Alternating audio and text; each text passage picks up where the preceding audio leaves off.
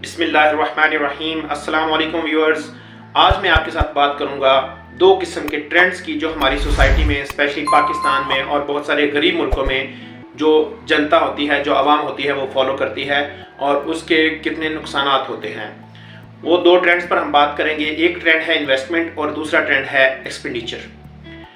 हमारा जो पाकिस्तान, हमारा मुल्क है, इसके जो आवाम हैं, इनकी एक साइकी है, इंक्लूडिंग मी, मैं उसमें खुद भी शामिल हूँ। ये नहीं कहता कि मैं शामिल नहीं हूँ उसमें ओवरऑल, क्योंकि ये जो भी ट्रेंड होता है वो जर्नलाइज होता है, वो जर्नल पब्लिक के अंदर चल रहा होता है। तो हमारी जर्नल पब्लिक के अंदर जो ट्रेंड है वो खर्चे का ट्रेंड है।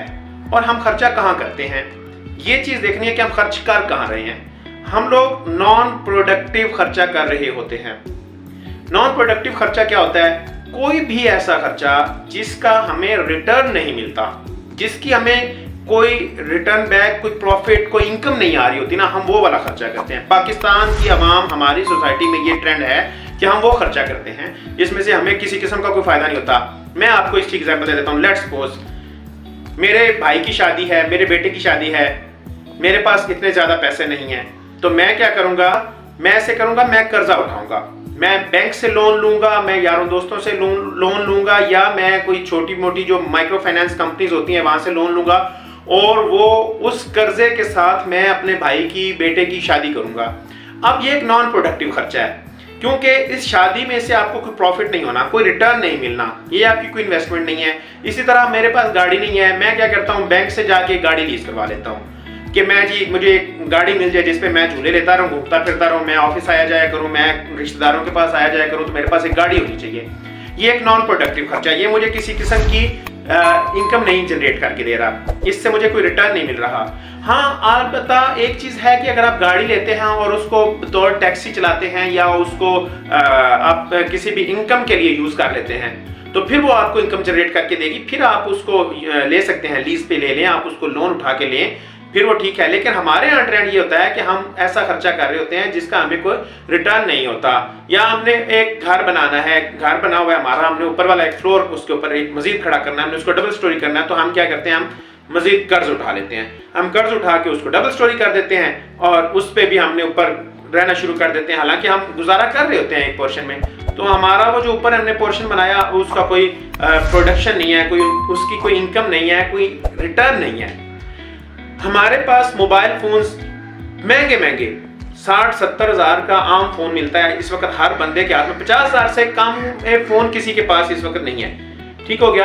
तो हम महंगे मोबाइल फोनों के चक्कर में पड़ जाते हैं कि मेरे पास आईफोन होना चाहिए, मेरे पास S22 और पता नहीं क्या क्या मोबाइल्स की वैरायटीज होती हैं, वो होनी चाहिए।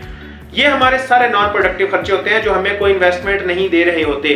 और यही लोग जो ये शो करते हैं, जिसको पंजाबी में हम लोग कहते हैं कि शो मारना, जो शो मार रहे होते हैं ना, यही लोग, इनको कहो ना कि यार कोई बिजनेस करो, 10,000 रुपया किसी बिजनेस में लगा लो, 20,000, वो कहते हैं 10,000, कौन सा 10,000 में कौन सा बिजनेस होता है?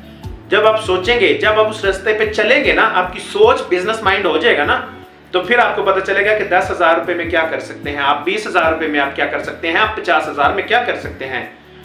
ऑनलाइन आप सर्च कर लेना तो आपको इतनी छोटी छोटी अमाउंट्स को इन्वेस्ट करने के इतने ढेर सारे प्लान्स मिल जाते हैं कि आप क्या कर सकते हैं। लेकिन नहीं, क्योंकि हमारा दिमाग ऐसा नहीं, हमारी जो ट्रेनिंग ऐसी नहीं हुई कि हम उस पैसे को इन्वेस्ट करें। हम 10,000 आएगा, हम फौरन जाके उसके पैंट शर्ट परचेज कर लेंगे। हमारे पास 50,000 रुपया आ गया, हम जाएंगे, हम जनाब आउटफिटर पे, लिवाइस पे, इधर उधर ब्रांड्स जो होते हैं उन पे हम जाके परचेजिंग कर लेते हैं। लेकिन और इस खर्चे से क्या होता है? इस खर्चे से कुछ भी नहीं होता। सिर्फ हमारी वो पर्सनैलिटी जो होती है वो शो होती है कि जी इस बंदे ने इतना महंगा कपड़ा पहना हुआ है, कपड़ा जरा सस्ता भी होगा तो आपका तन ढांप लेगा, महंगा होगा तो क्या लोग देखेंगे जी इसने फलां ब्रांड का कपड़ा पहना हुआ है, लेकिन उससे आपको कोई इनकम तो नहीं मिल रही। आप जब इनकम के सोर्सेज क्रिएट करेंगे तो आपकी जिंदगी बदलना शुरू हो जाएगी।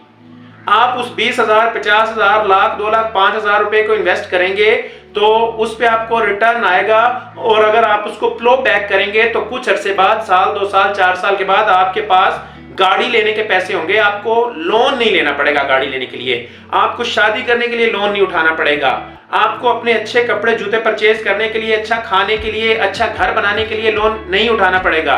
वही इन्वेस्टमेंट जो आपने लगाई हुई थी वही आपको इनकम जनरेट करके दे रही होगी और आप अपनी जिंदगी बदल रहे होंगे।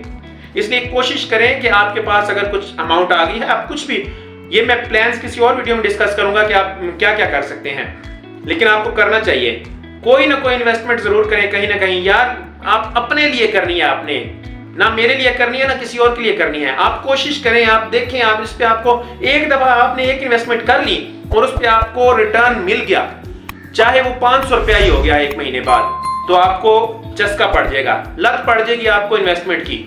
एक दफा जरूर आप इन्वेस्टमेंट करके देखें। Thank you.